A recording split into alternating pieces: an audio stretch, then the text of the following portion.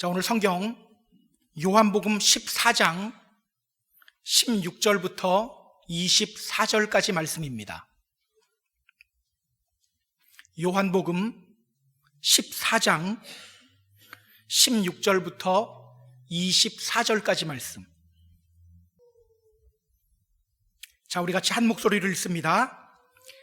내가 아버지께 구하겠으니 그가 또 다른 보혜사를 너희에게 주사 영원토록 너희와 함께 있게 하리니 그는 진리의 영이라. 세상은 능히 그를 받지 못하나니 이는 그를 보지도 못하고 알지도 못함이라. 그러나 너희는 그를 아나니 그는 너희와 함께 거하시며 또 너희 속에 계시겠음이라. 내가 너희를 고아와 같이 버려두지 아니하고 너희에게로 오리라.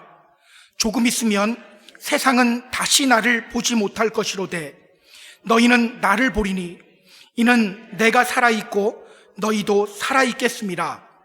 그 날에는 내가 아버지 안에 너희가 내 안에 내가 너희 안에 있는 것을 너희가 알리라. 나의 계명을 지키는 자라야 나를 사랑하는 자니 나를 사랑하는 자는 내 아버지께 사랑을 받을 것이요 나도 그를 사랑하여 그에게 나를 나타내리라. 가룟 아닌 유다가 이르되 주여 어찌하여 자기를 우리에게는 나타내시고 세상에는 아니하려 하시나이까. 예수께서 대답하여 이르시되 사람이 나를 사랑하면 내 말을 지키리니 내 아버지께서 그를 사랑하실 것이요 우리가 그에게 가서 거처를 그와 함께 하리라. 나를 사랑하지 아니하는 자는 내 말을 지키지 아니하나니 너희가 듣는 말은 내 말이 아니요 나를 보내신 아버지의 말씀이니라. 아멘. 오늘 이렇게 찬양하다가 제 목이 좀 많이 쉬었습니다.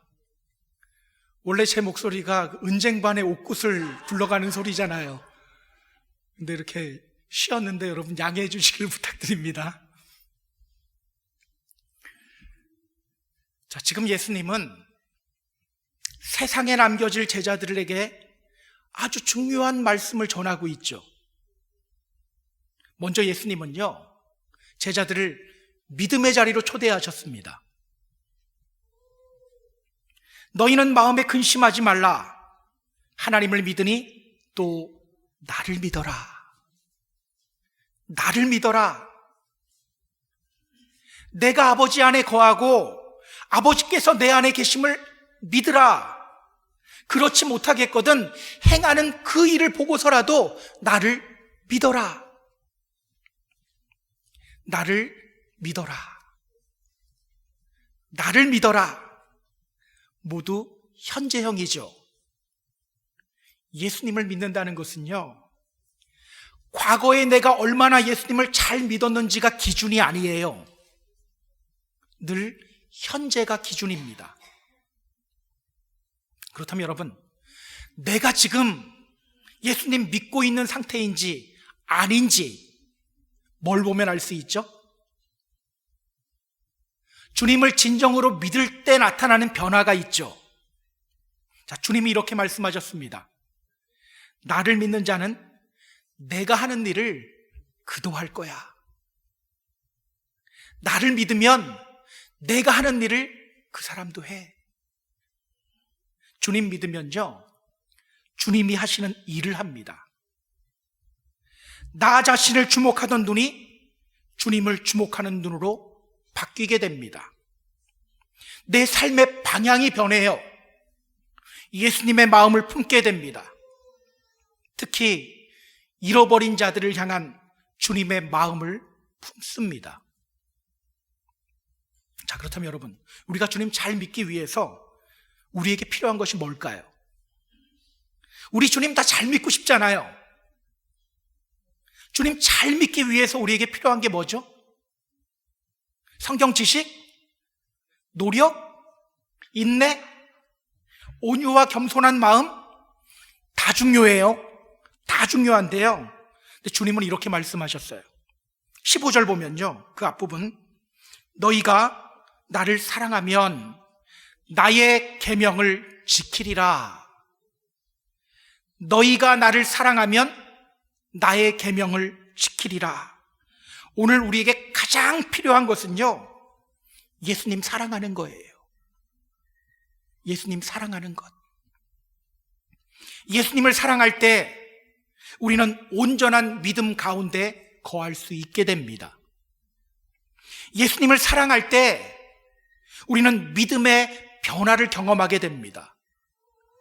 예수님을 사랑할 때 우리의 삶의 방향이 바뀌어요. 예수님 사랑할 때 우리는 예수님이 하시는 그 일을 우리도 합니다. 자, 그렇다면 여러분, 주님을 사랑한다는 것은 무엇을 의미할까요? 난 주님 사랑해. 진짜 사랑해. 이게 주님 사랑하는 걸까요? 어떻게 하는 것이 주님 사랑하는 걸까요? 오늘 예수님이 그 비결을 알려줍니다. 자, 오늘 본문으로 들어갈게요. 자, 16절 우리 같이 읽습니다. 내가 아버지께 구하겠으니 그가 또 다른 보혜사를 너희에게 주사 영원토록 너희와 함께 있게 하리니. 예수님은 제자들을 향해 이렇게 말씀하십니다. 내가 아버지께 구해서 또 다른 보혜사를 너희에게 보내줄게. 그가 영원토록 너희와 항상 함께 있게 할게. 내가 아버지께 구해서 또 다른 보혜사를 너희에게 보내줄게. 그 또 다른 보혜사가 영원토록 너희와 항상 함께 있게 할게. 제자들을 믿음의 자리로 초대하시고 또 주님을 사랑해야 한다고 말씀하신 후에 예수님은 제자들에게 또 다른 보혜사를 보내주시겠다고 말씀하셔요. 또 다른 보혜사. 그리고 그가 제자들과 항상 함께 있게 하겠다고 말씀하십니다. 자, 그렇다면 여러분, 우리가 주님을 사랑하며 온전한 믿음 안에 거하기 위해서 오늘 우리에게 요구되어지는 게 뭐예요? 또 다른 보혜사예요. 또 다른 보혜사. 또 다른 보혜사와 항상 함께 해야 합니다. 자, 또 다른 보혜사. 누구를 가리킬까요? 성경 잘 봐야 돼요. 그냥 보혜사가 아니에요. 또 다른 보혜사예요. 누구를 가리킬까요? 자, 보혜사. 이 말이 파라클레토스라는 말이에요. 이런 뜻입니다. called to one's side. 옆으로 부르심을 받은, 내 옆에 계시는 분이라는 뜻이에요. 자, 예수님의 탄생을 예언하면서 천사가 요셉에게 이렇게 말했습니다. 보라, 처녀가 잉태하여 아들을 낳을 것이요 그 이름을 임마누엘이라 하리라. 예수님의 이름을 뭐라고 하라고요? 임마누엘.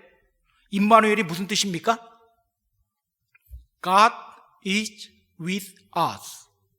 하나님이 우리와 함께 계신다. 그렇다면 여러분, 보혜사는 누구를 가리킵니까? 예수님을 가리켜요. 원래 보혜사는 예수님을 가리킵니다. 제가 요한일서 2장 1절 읽어드릴게요. 만일 누가 죄를 범하여도 아버지 앞에 우리에게 대언자가 있으니 곧 의로우신 예수 그리스도라. 우리가 죄를 범해도 아버지 앞에 우리를 위한 대언자가 있어요. 그가 누구냐? 예수 그리스도. 여기 나오는 대언자가 바로 파라클레토스입니다. 성경은요, 예수 그리스도가 보혜사라고 말합니다. 그러니까 보혜사란 원래 예수 그리스도를 가리켜요. 그렇다면 여러분, 여기서 말하는 예수님이 말씀하신 또 다른 보혜사 누구냐? 다음 절을 보면 나와요. 17절 우리 같이 읽습니다. 그는 진리의 영이라 세상은 능히 그를 받지 못하나니 이는 그를 보지도 못하고 알지도 못함이라. 그러나 너희는 그를 아나니 그는 너희와 함께 거하심이요 또 너희 속에 계시겠음이라. 그는 진리의 영이라. 그는 진리의 영이라. 또 다른 보혜사는요 진리의 영이에요. 자, 진리, 이 단어를 주목하세요. 앞에서 예수님이 이렇게 말씀하셨어요. 내가 곧 길이요 진리요 생명이다. 진리는 예수 그리스도를 가리키죠. 그래서 진리의 영은요 예수의 영이에요. 자, 진리의 영, 예수의 영, 다 누구 가리키는 표현입니까? 성령님. 진리의 영, 예수의 영, 다 성령님을 가리키는 표현이에요. 성령님의 이름이 많아요. 보혜사라는 이름도 있고 진리의 영, 예수의 영, 그리스도의 영 많습니다. 아들의 영. 따라서 오늘 예수님이 말씀하시는 또 다른 보혜사는요 성령님을 가리킵니다. 성령님. 그러니까 오늘 주님은 이렇게 말씀하시는 거예요. 내가 떠나가지만 내가 아버지께 구해서 성령을 너희에게 보내주겠다. 그 성령이 영원토록 너희와 함께 있게 하겠다. 그가 너희와 함께 있을 것이다. 그가 너희 속에 있을 것이다. 예전에 신학대학을 다니다가 군대를 갔다 오고 복학한 후에 저는 그 잠실에 있는 교회에서 교육전도사를 했었어요. 금요일이면 이제 대전에서 서울로 올라와서 교회에서 지냈습니다. 그리고 주일 저녁 예배가 끝나면 다시 대전으로 내려가서 학교를 다녔어요. 보통 주일 저녁 예배가 끝나면요 저의 몸은 완전히 녹초가 돼 있는 상태예요. 그런데 대전으로 가는 길이 만만치 않아요. 왜 이렇게 예배가 늦게 끝나는지 모르겠어요. 너무 늦은 시간이라 고속버스 다 끊겼고요. 대전으로 가려면 이제 잠실에서 서울역으로 가서 서울역에서 기차 타고 대전으로 가야 됐어요. 되게 피곤했어요. 그런데요, 서울역으로 향하는 제 발걸음은 언제나 가벼웠습니다. 왜일까요? 지하철을 타고 가다 보면 여자친구가 사는 동네를 지나거든요. 서울역으로 가는 길에 그 여자친구가 사는 동네 지하철역에서 잠깐 내려서 10분이라도 얼굴 보고 그러고 서울역으로 갔어요. 그래서 몸은 피곤하지만 언제나 마음은 기뻤어요. 여러분, 제가 왜 그렇게 했을까요? 시간이 남아서? 아니요, 좋아하니까. 사랑하면요 같이 있고 싶어져요. 우리 주님은요 우리를 사랑합니다. 그래서 항상 우리와 함께 있고 싶어 해요. 때문에 주님은요 이 세상을 떠난 후에도 예수님의 영인 성령님을 통해서 우리와 함께 하겠다고 말씀하시는 거예요. 예수님은요 자신이 떠나고 제자들이 성령님과 함께 있는 것이 유익하다라고 말씀하셨습니다. 우리 잠깐 성경 찾아볼게요. 요한복음 16장 7절 보세요. 요한복음 16장 7절. 자, 주님이 제자들에게 이렇게 말씀하십니다. 내가 떠나가는 것이 너희에게 유익이라. 내가 떠나가지 아니하면 보혜사가 너희에게로 오시지 아니할 것이요 가면 내가 그를 너희에게로 보내리니. 예수님 자신이 떠나가는 것이 제자들에게 더 유익이라고 말씀하시죠. 여러분, 왜 예수님이 제자들을 떠나는 것이 제자들에게 더 유익이 될까요? 자, 요한복음 16장 13절 보세요. 그러나 진리의 성령이 오시면 그가 너희를 모든 진리 가운데로 인도하시리니. 성령님이 그들을 진리이신 예수님께로 인도할 거기 때문에.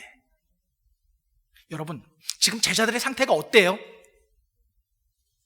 아직 그들은요, 예수님을 온전히 믿지 못하고 있어요.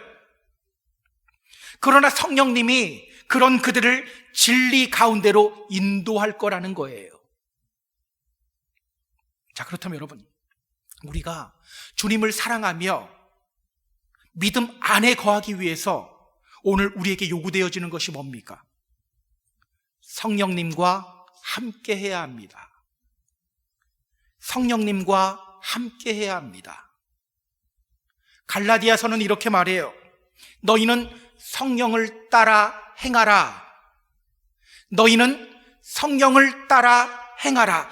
여기 나오는 행하다라는 말은요, 페리파테오라는 헬라어입니다. 페리파테오, 이 말이 무슨 말이냐면 걷다라는 뜻이에요. 걷다. 따라서 성령을 따라 행하라 라는 말은요, 성령과 함께 걸으라는 말이에요.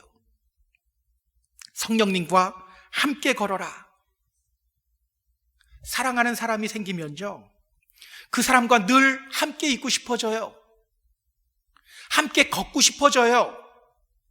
마찬가지입니다.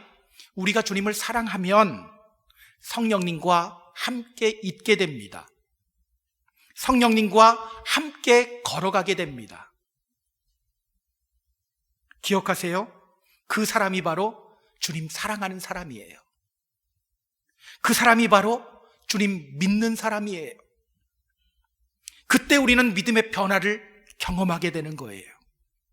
그때 우리는 주님의 마음을 품을 수 있게 되고 주님을 드러내는 사람이 되는 거예요. 나를 통해 내가 드러나는 것이 아니라 예수님이 드러나게 되는 거예요. 자, 그렇다면 여러분, 성령님과 함께 한다는 것, 이게 구체적으로 무엇을 의미할까요? 성령님과 함께 해야 한다는 것, 뭘까요? 여러분, 부부가 함께 있는데 아무 대화도 없이 냉랭한 상태라고 생각해 보세요. 그럼 부부가 함께 있는 거라고 할 수 없죠.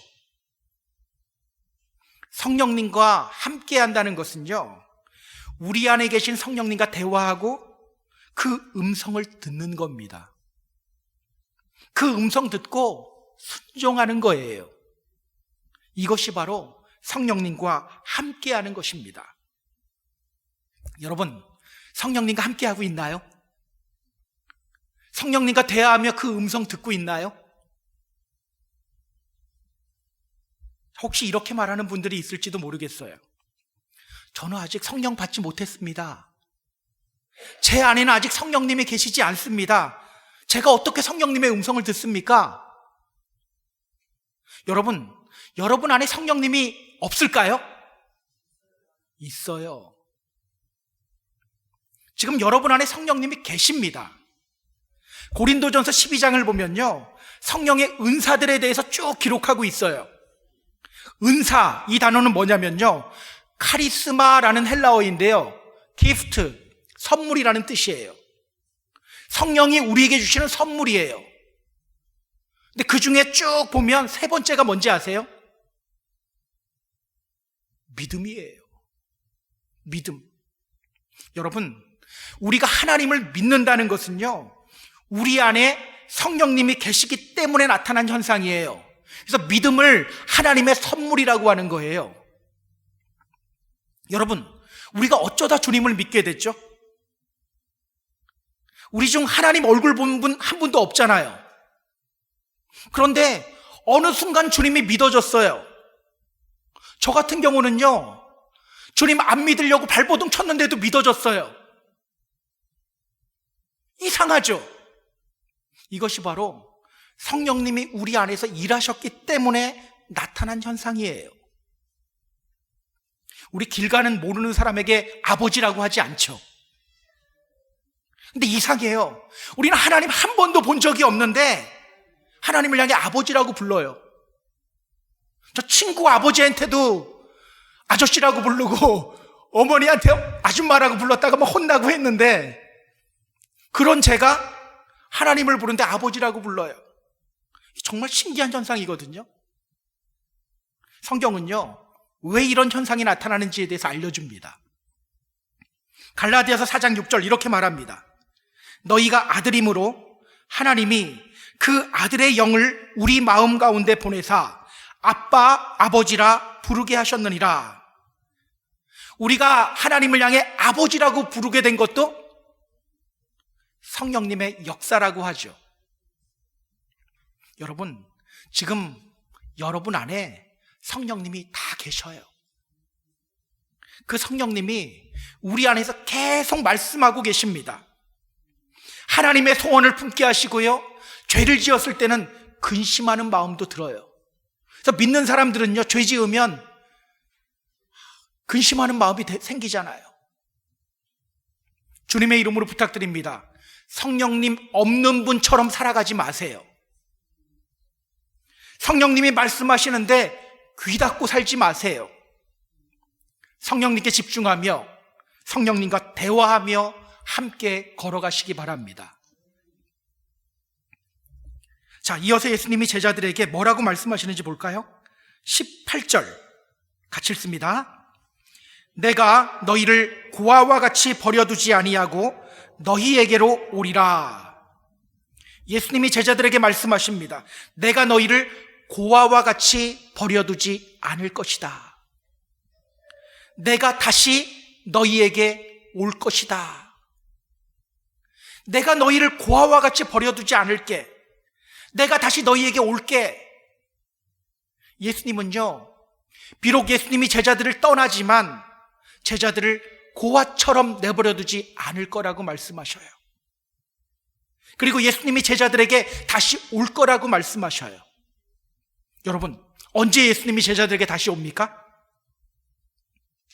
자, 요한복음 20장을 보면요, 부활하신 후에 예수님이 제자들에게 다시 오시는 장면이 나와요.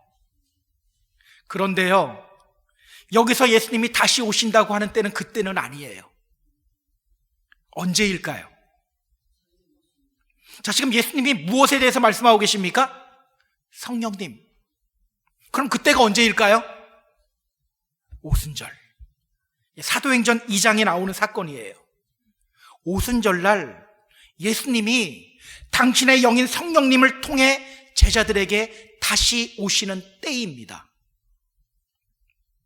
자, 그때 제자들에게 어떤 일이 일어나게 되는지에 대해서 예수님이 말씀해 주셔요. 19절, 20절입니다. 같이 읽습니다. 조금 있으면 세상은 다시 나를 보지 못할 것이로되 너희는 나를 보리니 이는 내가 살아있고 너희도 살아있겠음이라. 그날에는 내가 아버지 안에 너희가 내 안에 내가 너희 안에 있는 것을 너희가 알리라. 자, 지금 예수님은요, 성령님이 오시면 제자들 안에 어떤 변화가 나타나는지에 대해서 알려주고 있는 거예요. 예수님의 영인 성령님으로 인해서 제자들에게 어떤 일이 벌어지게 된다고 말합니까? 세상은 다시 나를 보지 못할 것이로되 너희는 나를 볼 것이다. 너희는 나를 볼 것이다. 세상은 주님을 보지 못하지만 제자들은 성령님을 통해 주님을 보게 될 거라는 거예요. 지금 제자들은요, 아직 예수님 보지 못하고 있어요. 우리가 앞에서 확인했잖아요. 예수님은 자신이 하나님이라는 것을 계속해서 말씀해 주셔요. 그런데 그들은 예수님을 향해 이렇게 말했죠. 주여, 아버지를 우리에게 보여주세요. 그런 제자들이 성령님으로 인해 비로소 예수님이 누구인지를 보게 될 거라는 거예요. 실제로 제자들은요, 오순절날 성령 충만을 받은 후에 예수님이 누구인지를 봅니다. 그 장면이 사도행전 2장에 아주 자세하게 나와요. 성령 충만을 받은 후에 이 제자들의 삶이 180도 변해버립니다. 성령 충만을 받은 후에 베드로가 한 설교를 보면요, 처음부터 끝까지 다 예수예요. 은혜 받은 자기가 아니에요. 잘 믿는 자기가 아니에요. 처음부터 끝까지 다 예수예요. 자기 자리 하나 차지하는 것이 목적이었던 제자들이 오직 예수 그리스도의 십자가와 부활에 대해서만 전해요. 예수님 말씀대로 그 제자들 안에서 예수 그리스도가 발견되어지고 예수 그리스도가 드러나기 시작한 거예요. 우리가 부르는 찬송 중에 이런 가사의 찬송이 있죠. 예수 더 알기 원하네. 크고도 넓은 은혜와 대속해 주신 사랑을 간절히 알기 원하네. 여러분, 이 찬송 가사처럼 예수님 더 알고 싶나요? 예수님을 통해서 여러분이 드러나고 싶습니다. 여러분을 통해서, 말 잘못했습니다. 여러분을 통해서 예수님이 드러나기를 원하십니까? 기억하세요. 성령님과 동행할 때 우리는 비로소 예수님을 보게 됩니다. 성령님으로 충만할 때 우리를 통하여 비로소 예수 그리스도가 드러나게 됩니다. 그 사람이 바로 예수님 사랑하는 사람인 거예요. 그 사람이 바로 예수님 믿는 사람인 거예요. 자, 21절 같이 읽습니다. 나의 계명을 지키는 자라야 나를 사랑하는 자니 나를 사랑하는 자는 내 아버지께 사랑을 받을 것이요 나도 그를 사랑하여 그에게 나를 나타내리라. 나의 계명을 지키는 자가 나를 사랑하는 자다. 나의 계명을 지키는 자가 나를 사랑하는 자다. 자, 앞에서 예수님이 제자들에게 이렇게 말씀하셨어요. 나를 사랑하면 나의 계명을 지킨다. 나를 사랑하면 내 계명 지킨다. 그리고 지금 예수님은 제자들에게 이렇게 말씀하시는 거예요. 나의 계명을 지키는 자가 나를 사랑하는 자다. 지금 예수님은요, 제자들이 반드시 성령 충만을 받아야 한다고 말씀하시는 거예요. 너희들 반드시 성령 충만을 받아야 돼. 오늘 우리들을 향한 말씀이기도 합니다. 성령 충만해야 돼. 성령 충만해야 돼. 여러분, 성령 충만이 뭡니까? 성령 충만이 뭐죠? 성령 충만에 대한 오해가 많아요. 여러분, 방언하는 것이 성령 충만한 건가요? 예언하는 것이 성령 충만한 건가요? 방언하는 분들 중에서 사람들을 만나면 꼭 이런 말 하는 분들이 있어요. 당신 방언 받았어요? 못 받았다고 하면 이렇게 말해요. 당신 성령 받아야 돼? 그분들이 왜 그렇게 말하는지 아세요? 믿음은 능력보다는 방향이 먼저인데 능력만 치중하기 때문이에요. 여러분, 방언하고 예언하는 분들 중에도 성령 충만하지 않은 분들 많아요. 경상도 사투리라면 천지빛깔이에요. 여러분, 믿음은요, 능력보다는 방향이에요.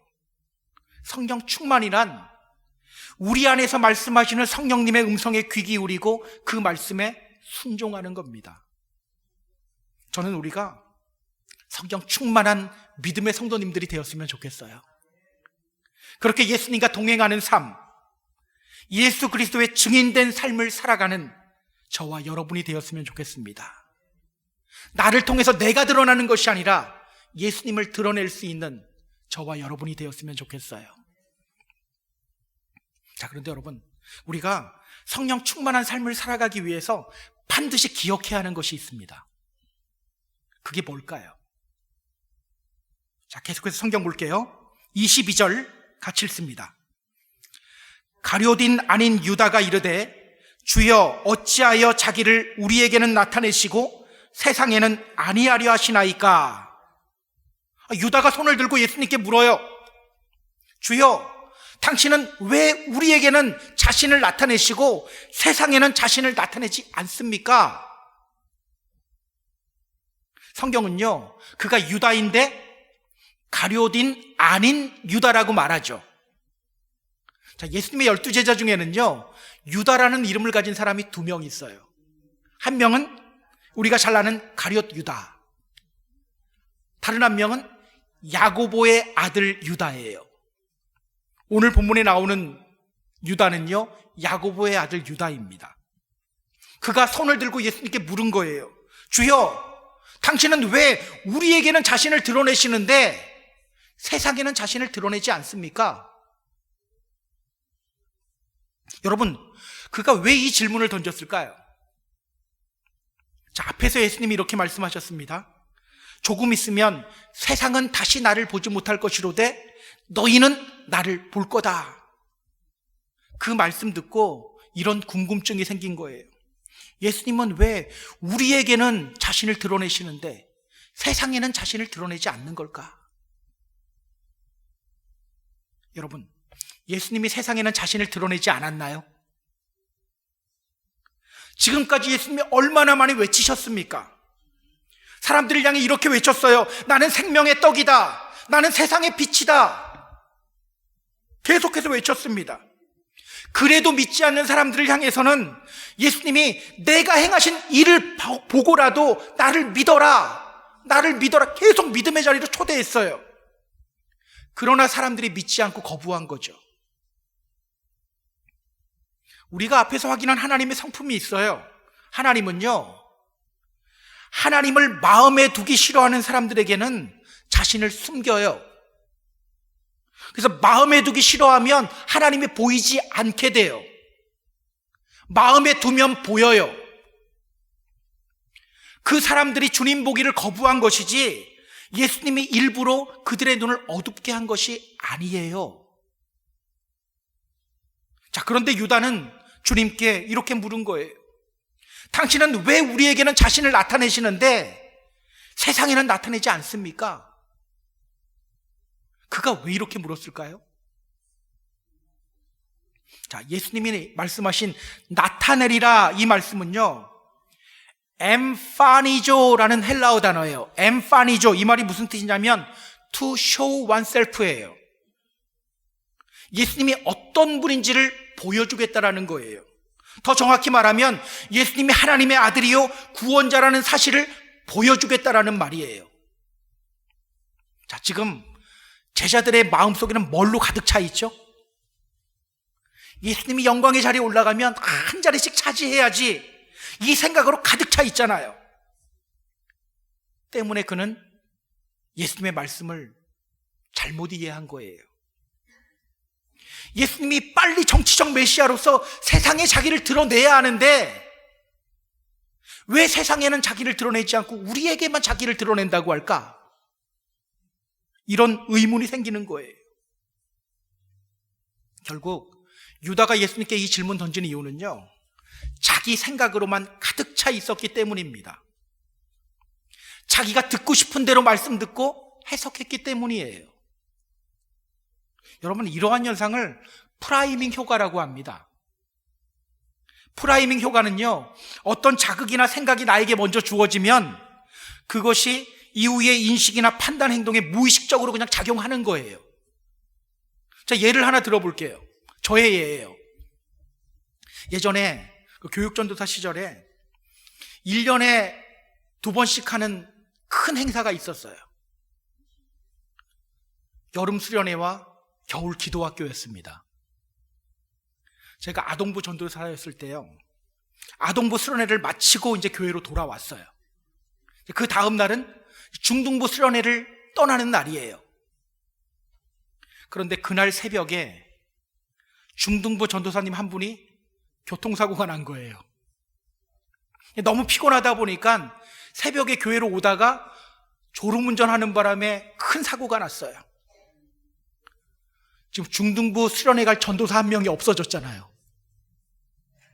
저 어쩔 수 없이 제가 아동부 수련회를 마치자마자 그 다음날 중등부 수련회에 같이 가게 된 거예요. 사실 저는요, 내성적인 사람이거든요. 사람들을 만나고 나면 반드시 쉬는 시간이 있어야 되는 사람이에요. 조용히 혼자 쉴 때 에너지가 충전되는 사람이에요. 그런데 곧바로 사람들이 북적북적이는 중등부 수련회에 또 참가하게 된 거예요. 슬슬 짜증이 나기 시작하더라고요. 하지만 짜증내며 수련회에 갈 수는 없잖아요. 그냥 짜증나는 마음을 가다듬고 중등부 수련회에 참석했습니다. 근데 첫째 날 저녁 중등부 교사 하나가 이런 말을 하는 거예요. 아, 짜증나. 그래서 제가 그 교사에게 이렇게 말했어요. 짜증나요? 저도 짜증나요. 이러면 안 되잖아요. 아, 왜 짜증내고 그러세요? 그러자 그 교사가 이상한 눈으로 저를 보더라고요. 저 그런 말 한 적 없는데요? 아, 가스 낭비야. 이 말 했는데요? 그때부터 제 별명은 사오정이 되었습니다. 이상하죠? 저건 가스 낭비야 라고 했는데 제 귀에는 아, 짜증나로 들려요. 왜일까요?